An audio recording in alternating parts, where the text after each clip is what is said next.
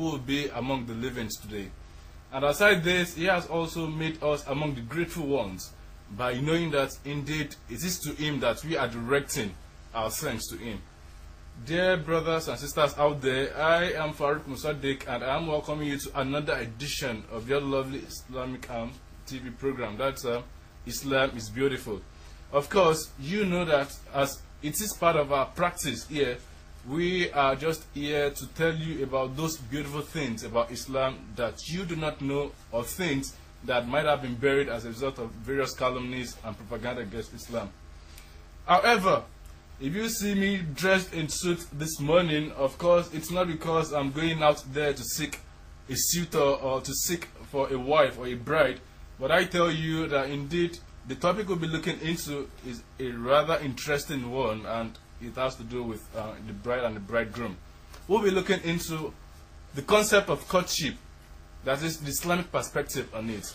And I will not be the only one doing that in the studio, and that's why we have in the studio very brilliant and young minds. Talk about the brother on my right, Yakub Hassan, sister Koyathani, Lukis Adile. Now, inshallah, courtship itself, the literary word, the word literally means that relationship, romantic relationship that exists between a man and a woman before marriage. However, in the context of Islam, when you're talking about courtship, it is that little period between the khitbah, that is the acceptance after the bride, the to-be bridegroom would have proposed to the would-be bride. And it is that period between the khitbah and eventual solemnization of the nikah. And that is actually what Islam says about courtship. But if we ask ourselves, in the contemporary world today now, we have had, series of meaning and interpretation of this. The Islamic perspective on courtship is actually the period, short period, you have rightly said, the short period in which man and woman familiarize themselves with the intention of becoming husband and wife, getting married, and taking into consideration the psychological and emotional feeling of the man and the woman who are coming together to become one. So it is very, very important that they should know themselves, as in they should know themselves in the closet, that the familiarization should not exceed a time when both parties will be frustrated, so to say, because it will get to a point, if it's just as you have rightly said, the contemporary world, what they now have is dating. It's not allowed, it's not acceptable, because when they date, it brings a lot of temptation. Taking it from there, really, when you want to consider courtship in Islam, we need to talk about the readiness of the man. The man needs to be very ready, psychologically, physically, and spiritually. Yes. You can't rule out the fact that somebody who does not have the wherewithal, the finances, and is not psychologically stable enough to handle a woman, not to talk of the responsibilities surrounding a family. It is after that you can now start considering, yes, I need to now take a sister in.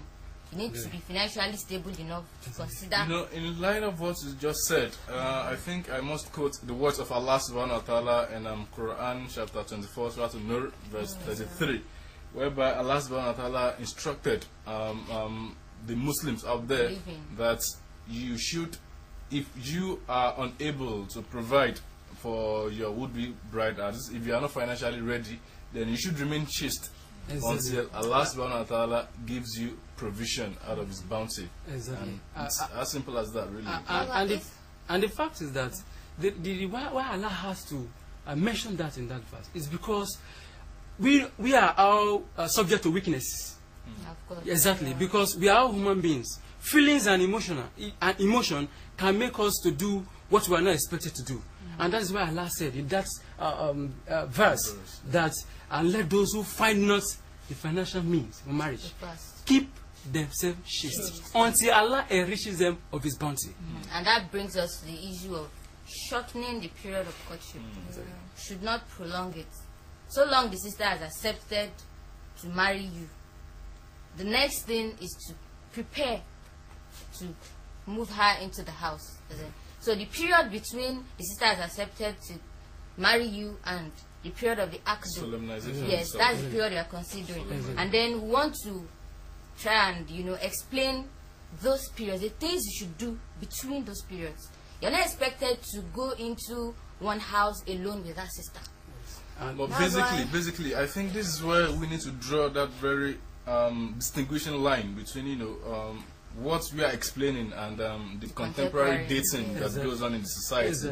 You know, in the contemporary world today, you find a brother, a boy and a girl, or a guy and a lady, you know, engaging in, you know, courtship in that, you know, bracket, code. And, you know, with that, they go together, they go places together whereby they are only there, they engage in certain things, which they are not expected to be engaged in. And, no, Islam is all-encompassing. Alhamdulillah for that. Because when we are talking about courtship, there is a laid-down rule that we should go by. Comparing it to the contemporary world of ours, that the courtship, you know, they believe if you are not yet okay, or you are not buoyant enough to go in, you can keep it as in, you can keep a long relationship until you get the money or you are financially okay. But in Islam give us the rule that once you are ready, no need of you giving it a long time. Once you are ready, you're psychologically ready or physically ready, you should go into. You should not keep that relationship for long. Mr. Balkis, on this, how long does it have to be? You know, because I think I know of about 2 different couples whereby the first pair of couples actually courted each other for 5 good years before they got married. Another couples courted themselves for 7 good years before they got. Is it actually in line with what we're talking about? No, it is not. The point is, once the sister has accepted to marry you, the next thing is for you to start the process of getting married. Go to her parents, you want to seek their consent, and then you prepare your mahar, you get your witnesses, you get the officiating imam that would, you know, solemnize the 2 of you, and then the akdu is done.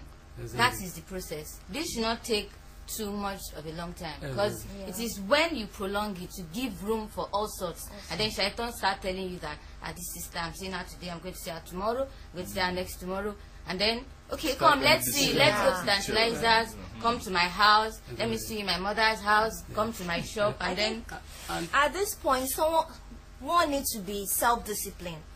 That's what we are talking about here. If you are self-disciplined, you will not fall the prey of keeping that relationship for long, trying to bring in other things like going out, having all dates. When Allah subhanahu wa ta'ala said in the Quran, Surah Al-Israel, Quran chapter 17, verse 32, you know, he said that La taqrab zina, and do not go near zina, and you know, don't go near it. It's not about doing it. So, and I think that is actually where the instruction comes in. That, you know, and that's why we all need to be very much careful about this. And you know, I also want to say that the fact that people feel it is for them to know each other, that brings us to our own practice, Islamic practice. That's why we have congregation. It's not until you want to stay with a lady for 1 year, 2 years, 3 years, 4 years before you can know her. All these congregational things we do, Juma prayers, Fiqh forum, Usura, those programs are for us to familiarize ourselves with each other. So it is those periods you get to know some people. Okay, these are the particular sisters I can't consider. This is the way she does. You know, I've been asking people about her. Those are the avenues you can meet yourself. It is not until you now say, okay, sister, I want to marry you. Let's start from somewhere. And probably after 3 years, I can now consider it. I want to know you better. Something like that. So it is those Jama program. You know, when you attend those programs, you get to familiarize yourself with each other. And then by the time you now propose and the sister accepts, it doesn't have to take you a very long time to put her in the house. And there's an hadith of Rasulullah. If a man and woman are together, the third person among them is the shaitan. In other words, if both of them are interested in themselves, they should invite a neutral person. Just as you rightly said, a congregation, there must be an amir in that congregation. So in other words, the man should invite the Amir. I like so and so sister. Then the Amir will serve as a middleman. Will serve as a neutral person. Exactly. Between the man and the woman. Then the communication can go. Then if at the end of the day the man and the woman discover that they are compatible enough to become husband and wife, then fine, they can get married. From there. Exactly. One thing is, for you to go to a sister, really, you can't just go to a sister. Exactly. Yes. Once a man attains puberty, and then you start considering, secondary school, you'd have been seeing some girls, and you'd be telling yourself that I like this stature, I like that stature. Exactly. But as a Muslim, what we are encouraged to do is you do istikhara. Yes. You need to pray about it, Yes. and then you don't believe in yourself that you can choose a sister for yourself. There's no point. Don't even think about it. Let Allah choose for you. Exactly. And so long as you've relied on Allah, you put your hope in Allah, and then you take some steps towards getting a sister. Of course. Yes. I don't know if you understand what I'm saying. Yes. It's not until you think that I can do it. These are my criteria. You can have criteria, really. But the point is, you have to believe in Allah. Exactly. That once Allah has given you that right person,